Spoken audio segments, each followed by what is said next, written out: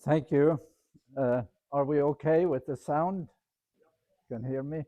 So I feel I am among friends, and I am very honored to be able to give this talk to you. I'm also happy to see some of my old mentors here. I see Dr. Murdoch, who is one of my most cherished mentors as an endocrinologist, and his dedication to this institution is legendary, and to your students. So I plan to do a textual journey through two chapters in the book of Daniel, chapters 2 and 3, which are in some ways the Seventh-day Adventist heartland of prophecy. But that is kind of outside the Adventist institutions. It is more outside our community that these chapters have been used and have been the sort of door into Adventist communities in the world. So I'll say a little bit more about that later. We will do first chapter 2, and then we'll have a break, and then do chapter 3, and then have the interaction, because I will present those two chapters as though they belong together. So the illustrations I have here is an illustration of King Nebuchadnezzar. That is, and this one, this stela that is called the Tower of Babel stela is real, and it is 2,500 years old.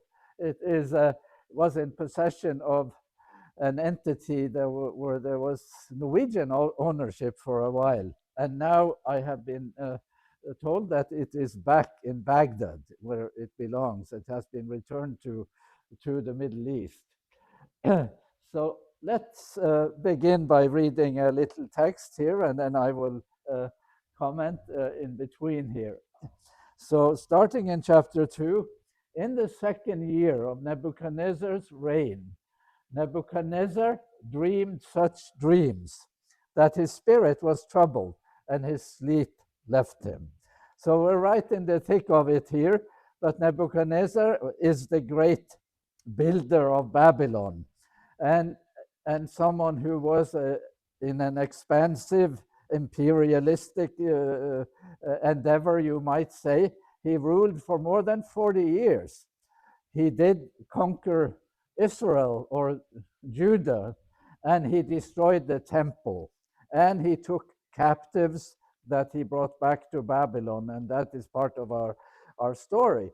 He extended his territory all the way to Egypt, and he was a huge builder and a restorer of ancient buildings too. Maybe even the Tower of Babel, as we shall see here. Here is that stela, the Tower of Babel stela, and here is how what we cannot see, but here is an artist's reproduction of what you are seeing here.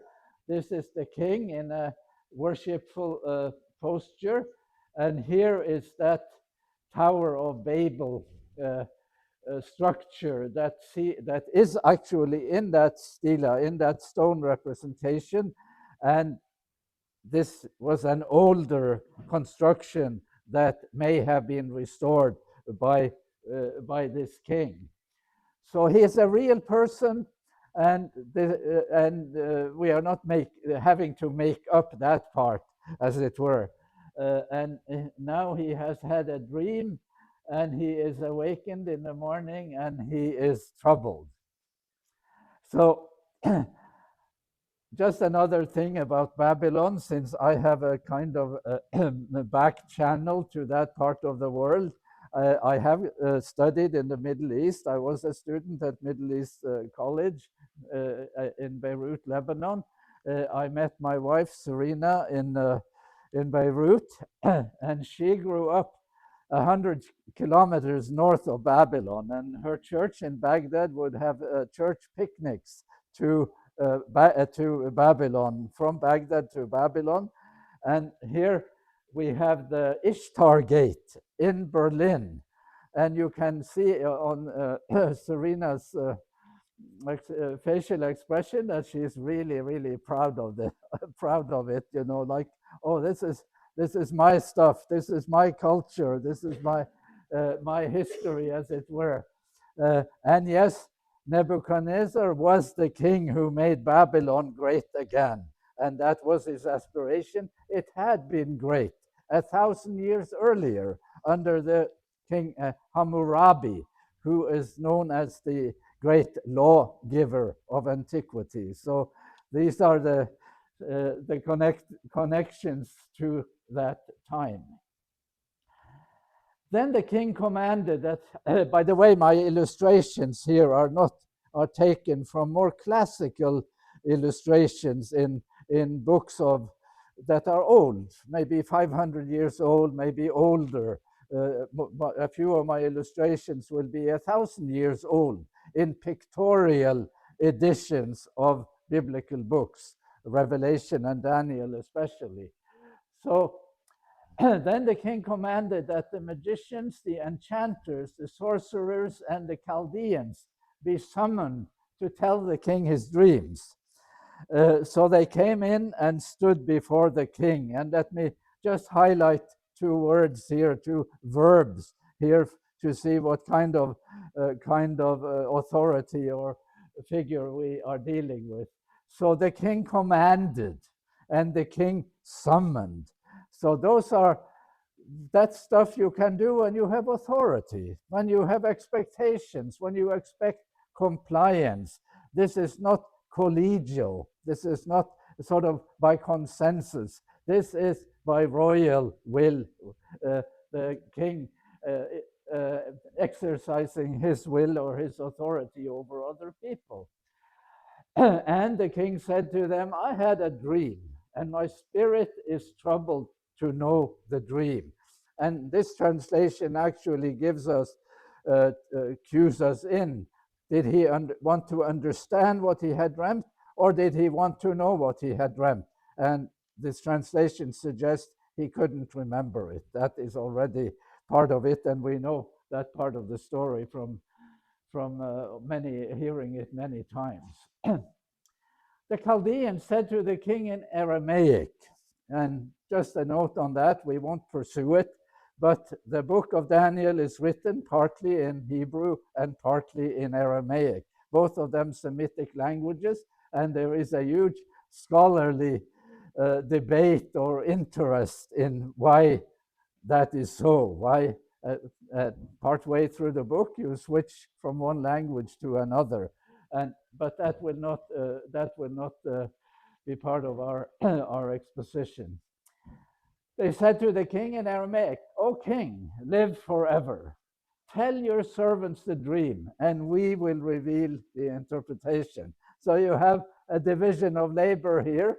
You tell us the dream, we tell you the interpretation. You know, that's how it has to be. There is no other expectation on their part. And then you can sense that the king already is anticipating or has spotted a kind of evasion or evasiveness on the part of the advisors or the interpreters. The king answered the Chaldeans, this is a public decree. If you do not tell me both the dream and its interpretation, you shall be torn limb from limb, and your houses shall be laid in ruins. Well, oh, okay. This is not exactly mincing words. But if you do tell me the dream and its interpretation, you shall receive from me gifts and rewards and great honor. Therefore, tell me the dream and its interpretation. And here are two other examples of his sense of authority. One is the royal decree, authority of royal decree, that you can make something be a certain way just because you think you can do that you have that kind of authority. And then you have also a sense of transactional power here. You do that for me, I will reward you. You don't do it, I will punish you. That is the transactional element.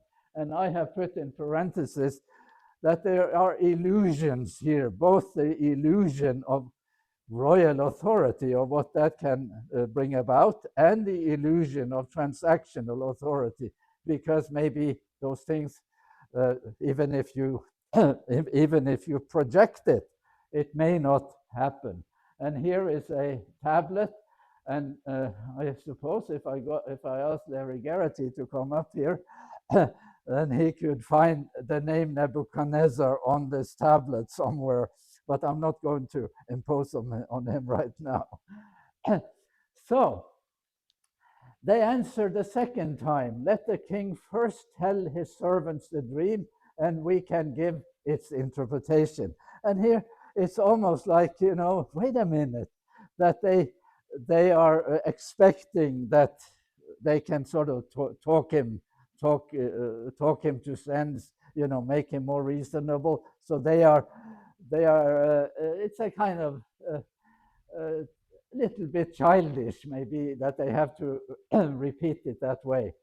The king answered, I know with certainty that you are trying to gain time, because you see the decree from me is firm. If you do not tell me the dream, there is but one verdict for you. You have agreed to speak lying and misleading words to me until things take a turn. Therefore, tell me the dream, and I shall know that you can give me the interpretation. And you have a sense here, maybe it is implied a little, that the contract between the king and his advisors has assumed that they also know the dream before he tells it to them. And now it's a moment of truth, because that hasn't been the case in the past. So maybe that is implied here. Now, here is a book that I have been aware of for some time, because when I started doing public meetings in Norway many years ago, decades ago, after my training here at Loma Linda, I did some evangelism. I did use the book of Daniel, and I got myself acquainted with Leo Oppenheim's book, it's called the Assyrian Dream Book. He was the foremost, or one of the most famous Assyrologists of his day, and he was from the old world, from Austria. His parents perished in the Holocaust, and he came to America and became a professor at the University of Chicago. And his book on the interpretation of dreams was published in 1956 and is a classic on background, how to understand, how to see the context of this text or this interaction that we have in chapter 2 in Daniel. And now I want to read a couple of excerpts from that dream book to understand it better. A person who has just experienced a dream of the symbolic type, of which the meaning remains enigmatic, reacts according to all dream reports of antiquity by immediately communicating the content of his dream to a friend or relative, to anyone at hand. For this characteristic response to such an experience, Sumerian literary texts use the word bur, and in Akkadian, pasharu, and these are Semitic languages, and one leading into another along a timeline. So the person has had a dream. And what is the first thing you do when you have had a dream? According to the dream book, you tell it to someone. And why do you do that?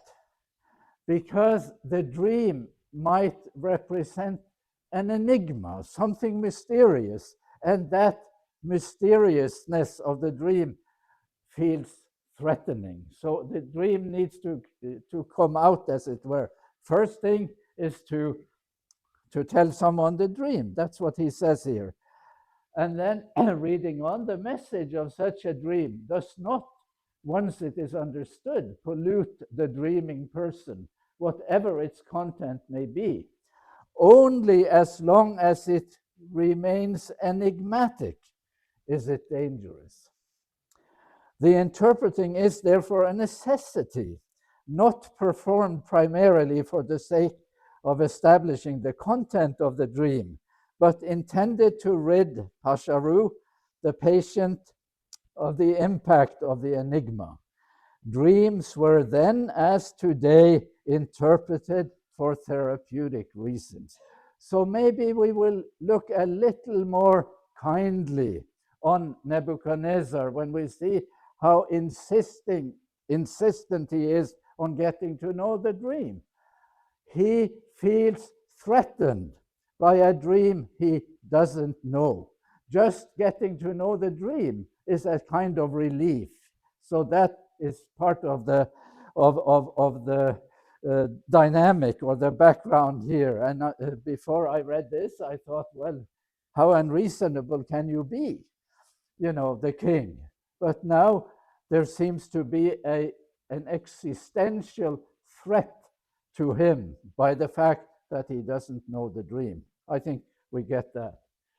So here he is, and we need to get the dream out, and someone needs to help him. I put him to bed here, but you can now see him more as a patient or client or someone looking for a therapist, and that is what part of it here.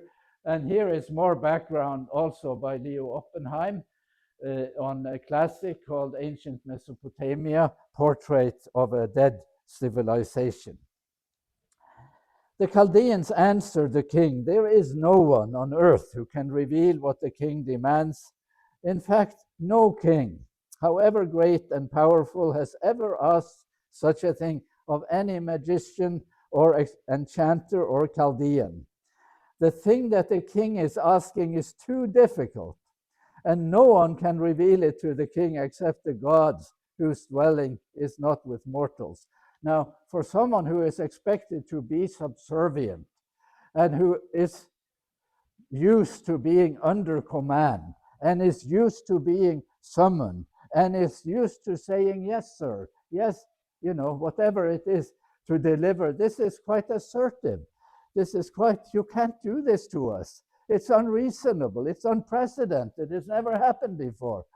And then they kind of give it away, the bottom line here. No one can reveal it to the king except the gods, and they do not talk to us. Their dwelling is not among humans, you know.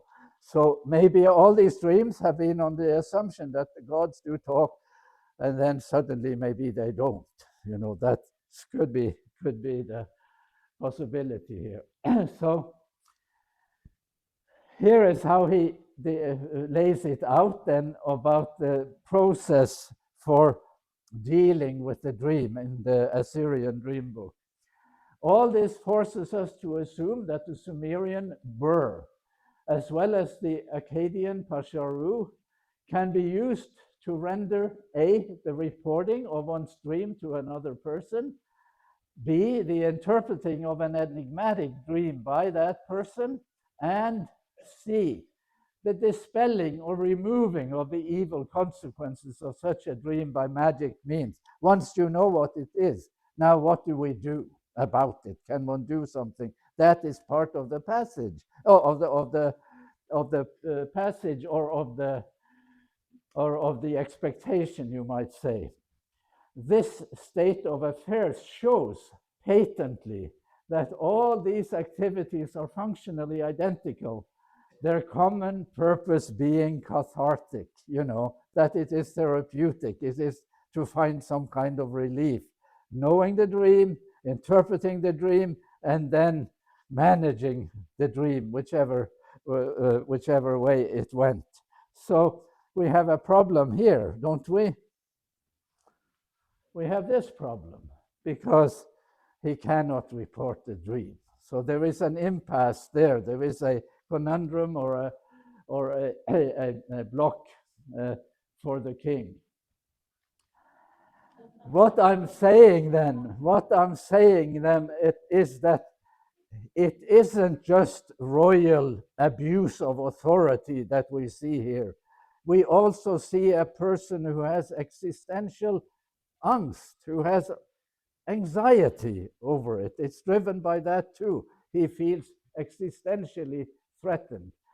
Because of this, the king flew into a violent rage and commanded that all the wise men of Babylon be destroyed.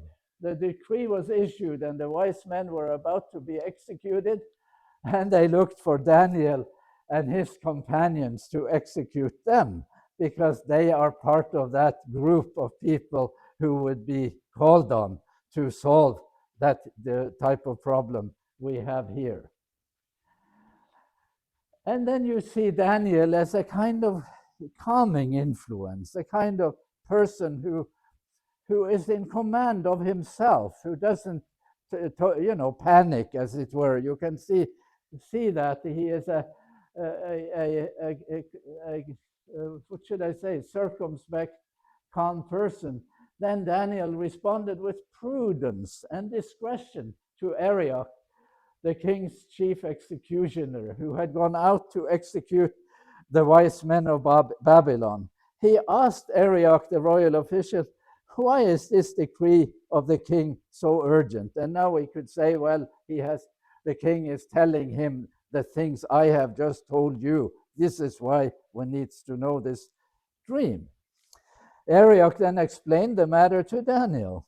So Daniel went in and requested that the king give him time and that he would tell the king this interpretation. Well, don't overpromise, Can you really deliver on this one? This is a little scary, isn't it? So then Daniel went to his home and informed his companions, Hananiah, Mishael, and Azariah, of the matter, and told them to seek mercy from the God of heaven concerning this mystery, so that Daniel and his companions might not perish with the rest of the wise men of Babylon. And then the mystery was revealed. And here is a key word in Aramaic, Gala or Gala. That is a word that recurs over and over in this chapter. And that word is often, when it is translated into Greek, translated by the word apocalypto, apocalypsis. So here we have a vocabulary in this chapter that gets an afterlife in the Bible, in the New Testament too, and all the way to the last book in the New Testament. So it was revealed to Daniel in a vision of the night, and Daniel blessed the God of heaven. I'd like to have a little time out, and I'm going to drink a little water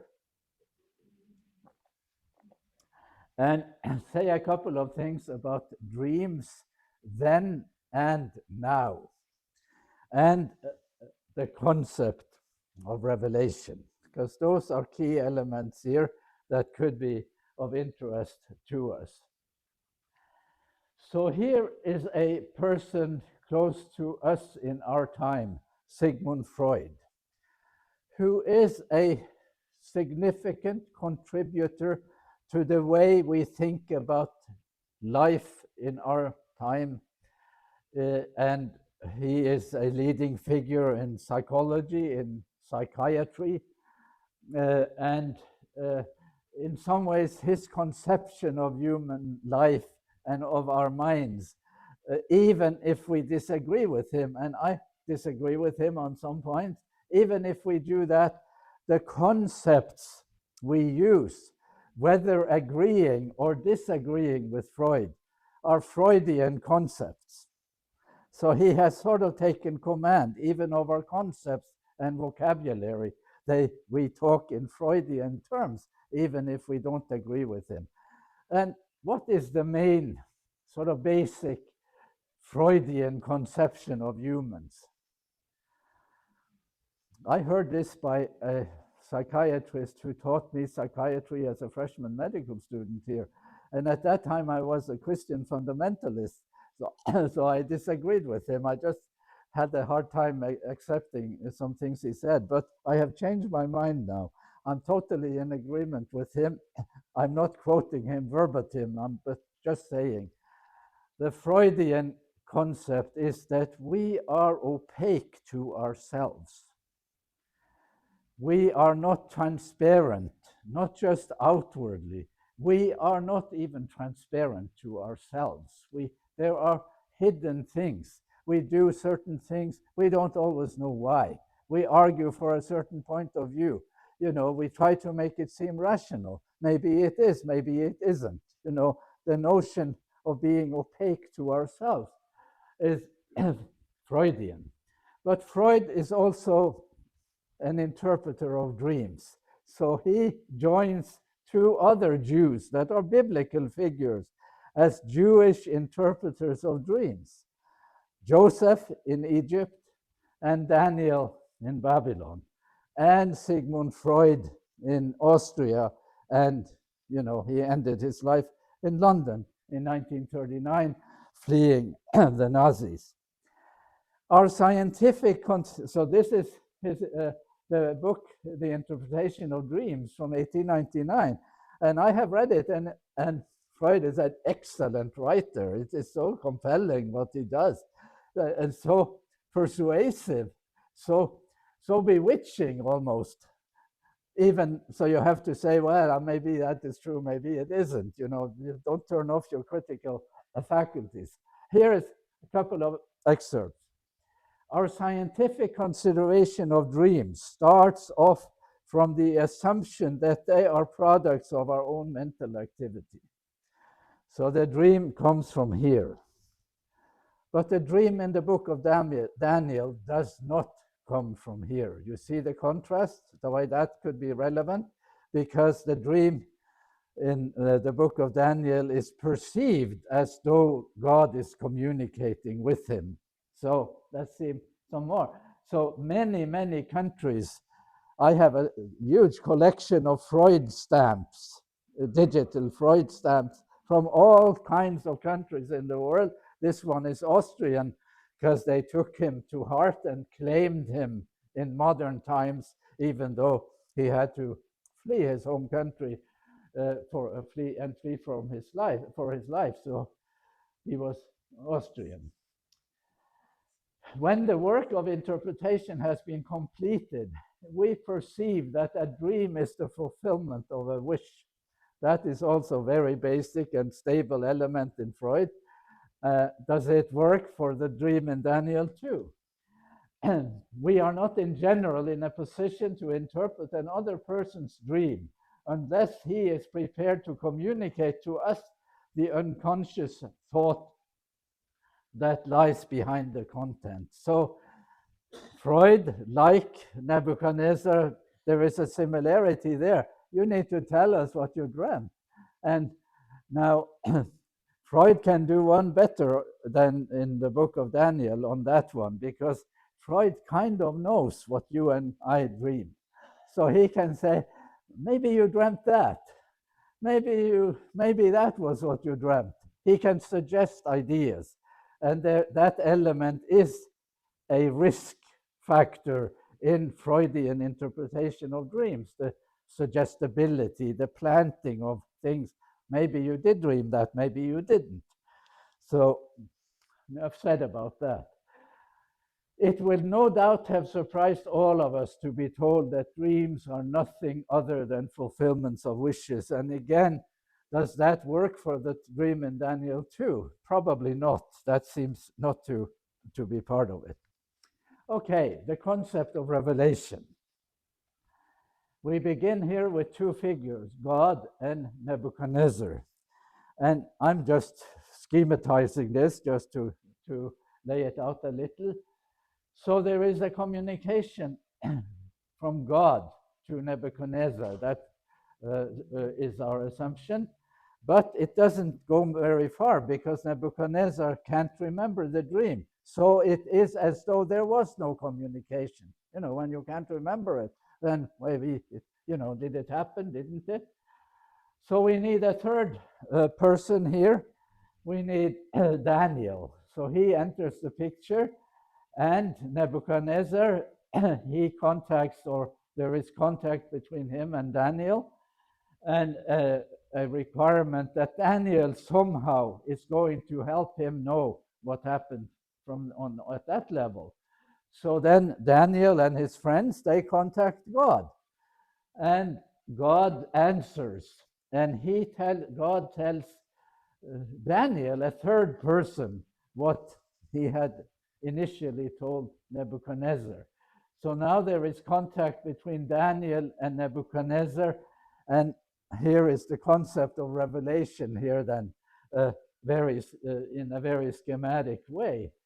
That revelation does seem to entail some kind of information, and it does seem to entail some kind of information not knowable by other means. Then the content of that information, you could not have known it yourself. It did not originate here, as it were. It is not a Freudian concept of dreams. But as we shall see, it isn't just revelation as information. It is also revelation as illumination. And I will say a little more about that in a moment. So someone has said that Daniel 2 is an epistemic text.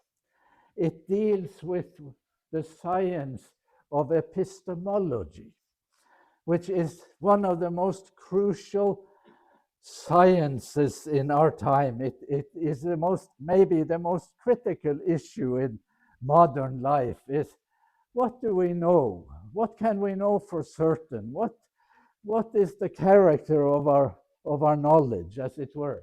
So epistemology is a branch of philosophy that is essentially the study of knowledge acquisition.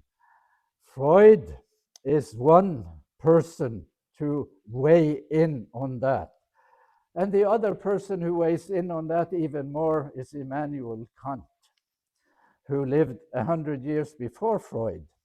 He was German. He is probably, after Socrates and Plato maybe, the most significant philosopher in the Western intellectual tradition. And Kant says, you can only know things the way they appear to you. You cannot know how they are in reality, as it were.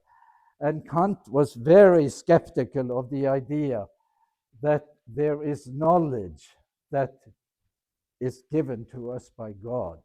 So even though Kant was not against religion, he wanted to organize life as though religion plays a marginal role, as it were.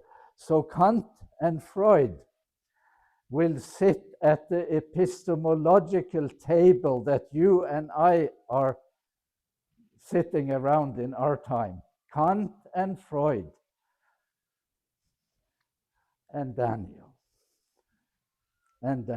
So I take it that you and I maybe would be represented at that table through someone like Daniel. So the notion that this is an epistemic text, that is what we're looking at. The highest concentration of epistemic texts in the Bible is here in Daniel chapter 2. And here is the vocabulary in Daniel: reveal, revealer, revelation, to know and to knowledge, to understand and understanding, wisdom, show, tell, interpret, interpretation. These are words that belongs to the science of epistemology. So just in case you lost interest in the book of Daniel, I'm trying to revive that interest and make it a little more, what should I say, current, if I may say so. The king said to Daniel, whose name was Belteshazzar, are you able to tell me the dream that I have seen and its interpretation? Daniel answered the king, no wise men, enchanters, magicians, or diviners can show to the king the mystery that the king is asking. But there is a God in heaven who reveals mysteries, and he has disclosed he has disclosed to King Nebuchadnezzar what will happen at the end of days. To you, O king, as you lay in bed, came thoughts of what would be hereafter. And the revealer of mysteries disclosed to you what is to be. But as for me, this mystery has not been revealed to me because of any wisdom that I have more than any other living being, but in order that the interpretation may be known to the king, and that you may understand the thoughts of your mind. Now I'm circling two phrases here. I'm circling that thoughts of what would be hereafter, and the thoughts of your mind. And I will say the thoughts of what will be hereafter are thoughts about history, historical knowledge, you may say. That is how Adventists have used this. Here is the map of the future, a prophetic map of history. But then the second expression here, the thoughts of your mind, that seems more to be existential, to know something about life, to know something about human existence, not just history. So history, yes, maybe so, but also insight into human existence. And then we read through this. These are familiar texts, although the 50 or so years that I have spent in Loma Linda coming and going, I have never heard anyone talk on the book of Daniel or talk on Daniel chapter 2 in all those 50 some years. And I had a brother who died just before Christmas, and I had a part in his funeral, and I used some thoughts from the book of Daniel, because the 50 plus years that he has participated in his own congregation in a town in Norway, he has heard an exposition of Daniel 50 times of this chapter. You have missed out on something, since we don't do that here, but in other communities they do it. You are looking, O king, and lo, there was a great statue. The statue was huge, its brilliance extraordinary. It was standing before you, and its appearance was frightening. The head of that statue was of fine gold, its chest and arms of silver, its middle and thighs of bronze, its legs of iron, its feet partly of iron, partly of clay. As you looked on, a stone was cut out, but not by human hands. And it struck the statue on its feet of iron and clay, and broke them in pieces. The stone that struck the statue became a great mountain and filled the whole earth. That was the dream. That is the description of the dream. Here are some terms I would like us to pause at. It was great. It was huge. It was extraordinary. It was frightening. It was a vision that it wasn't easy to forget. It made an impact. It was striking. That is important for what will happen in chapter 3. And this one, gold, silver, bronze, iron, and then iron and clay. What is that? If you think of it in terms of history, is it an optimistic view or a more pessimistic view? Is it going better and better? We're rising to new heights, or is it a declining trajectory? It's declining, and it ends up with feet of iron and clay. Iron rusts, and clay is the stuff we are made of in some ways. In the Garden of Eden, when God makes human beings, and then we are made of that matter. And then one last thing here, not by human hands. There is a negative, a negation there, not describing how it happened, but how it did not happen. That is the feature, and we will return to that in a moment. That was the dream. Now we will tell the king its interpretation. You, O king, the king of kings, you are the head of gold. After you shall arise another kingdom inferior to yours, and yet a third kingdom of bronze, which shall rule over the whole earth. There is a Babylon-centric view of the world, the whole world, and so on. And here is one term I would like to emphasize. So we have an image standing on feet of iron and clay. Let's just say it. standing on feet of clay. And we have a message to the king. Don't get carried away with the kingdom that you will have, because there will be one after you. There is a kind of inscription here, a reminder to the king of what? Transience, finitude, how we are limited in so many ways.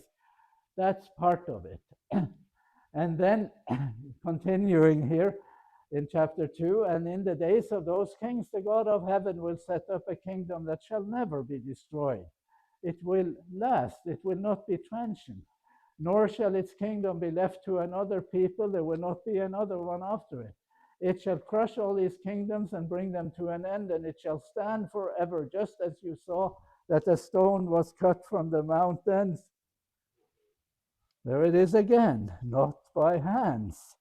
And that it crushed the iron and the bronze and the clay, the silver and the gold.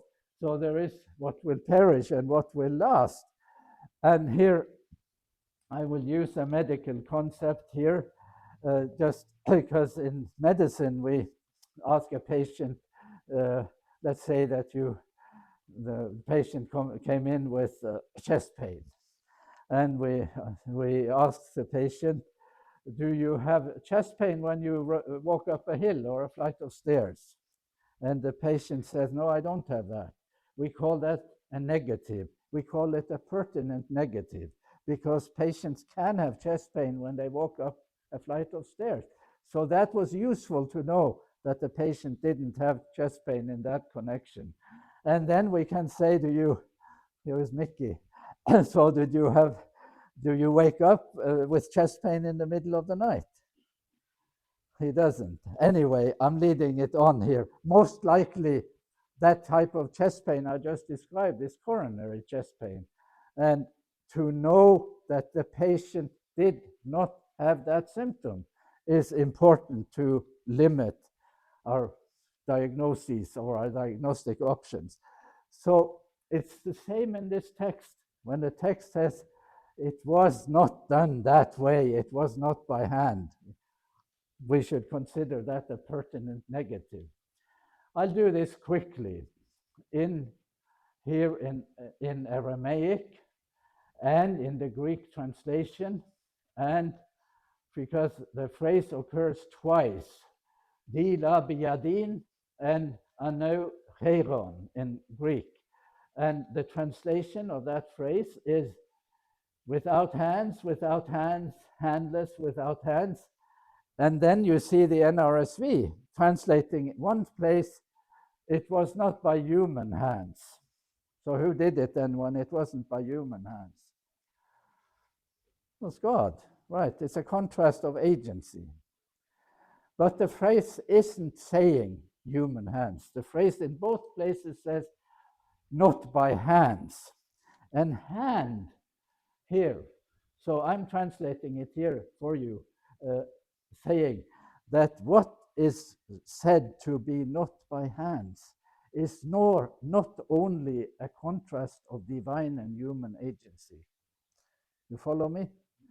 It is a contrast of method, not by power. And that is legitimate here, because here you see a hand, and that is the word used in the text.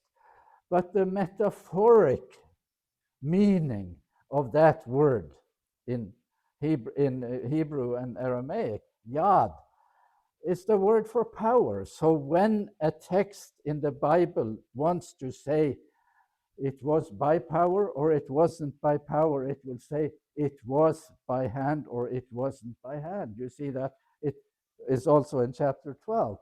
So, and then you can see then that my fist is an expression, is trying to illustrate that. Most people who read this text, they see only a contrast of agency. I have tried to argue in the Adventist community that that is too weak. You need to also see it as a contrast of method. This is the first silhouette that the Old Testament or that the book of Daniel draws for the figure of Jesus, in my view. That it is a figure who comes on stage and represents God and establishes the kingdom of God. He does not do it by power. You see that? And I hope that we can win that discussion and make the case for that eventually. Okay, a summary, and then we'll have a break. So there is a message of epistemology here. There is a revealer, a God who makes contact with humans to inform and to illuminate. And when we see that God in the last book of the Bible, he just comes on house calls too. I stand at the door and knock. And if anyone hears my voice and opens the door, that kind of God, that the notion of making contact is part of God's character, part of the way God, an expression of the kind of person God is. He is a revealing God. That is part of the message here. And there is a huge sort of epistemological consequence to that perception. And then there is existential knowledge here too, not just historical. We are finite and mortal. We're standing on feet of clay. There is an after you, even for the head of gold. So maybe on a personal level, we may think we will be great. But we are, even at our greatest, whether you are president or whether you are just a person here living in Loma Linda, we are finite and mortal. We must not get carried away and sort of get illusions or delusions of grandeur. That is another sort of psychiatric term. And then and then we could say the same about national greatness.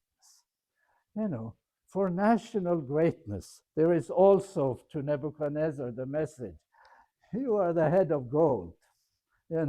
Take it, be happy. But after you, there is another one. So take your ambitions with let's take it with a grain of salt. And that is the one part that you could not know except by revelation, it seems to me. And that is that there will be a kingdom that is different. That's the coming of a kingdom that is not based on power. So now we will have 5 or 10 minutes break, and then I will do part 2 after that.